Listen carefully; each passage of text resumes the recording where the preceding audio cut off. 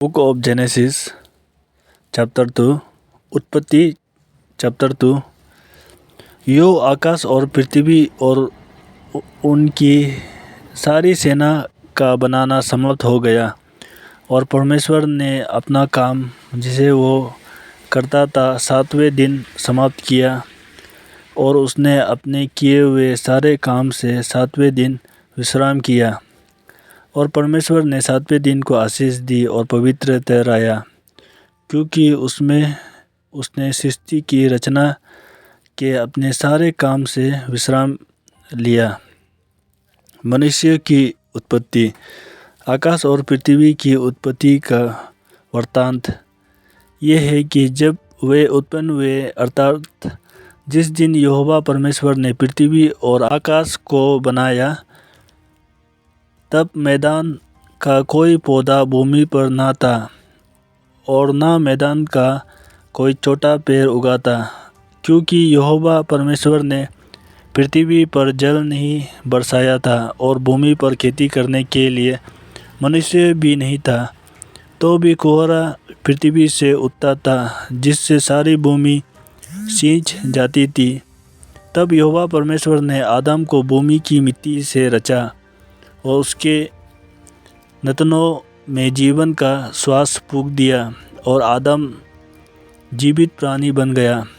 और यहोवा परमेश्वर ने पूर्व की ओर अदन में एक वाटिका लगाई और वहाँ आदम को, जिसे उसने रचा था, रख दिया।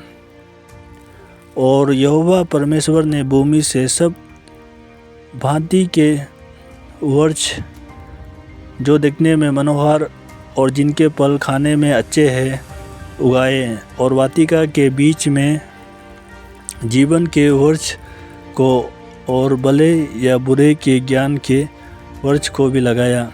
उस वाटिका को सींचने के लिए एक महानदी अदन से निकली और वहाँ से आगे बहकर 4 धाराओं में बट गई।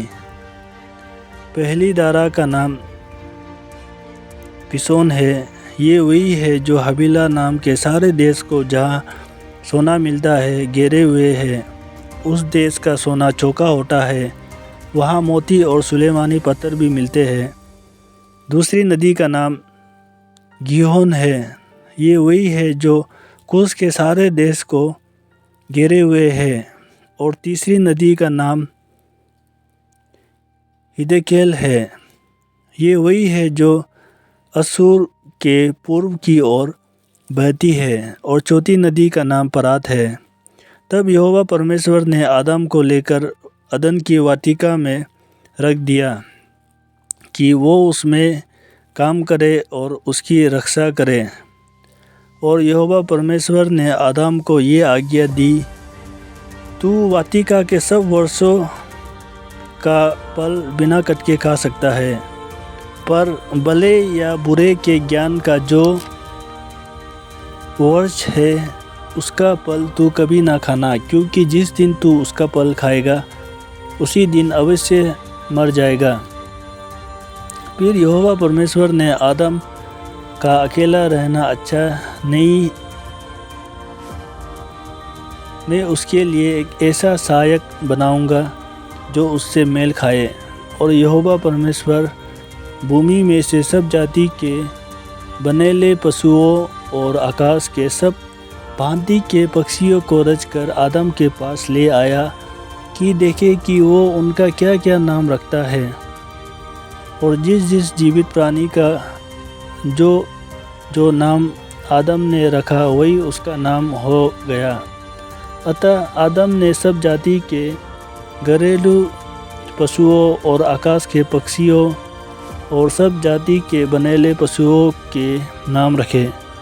परंतु आदम के लिए कोई ऐसा सहायक ना मिला जो उससे मेल खा सके। तब यहोवा परमेश्वर ने आदम को भारी नींद में डाल दिया, और जब वो सो गया तब उसने उसकी एक पसली निकालकर उसकी जगह मांस भर दिया।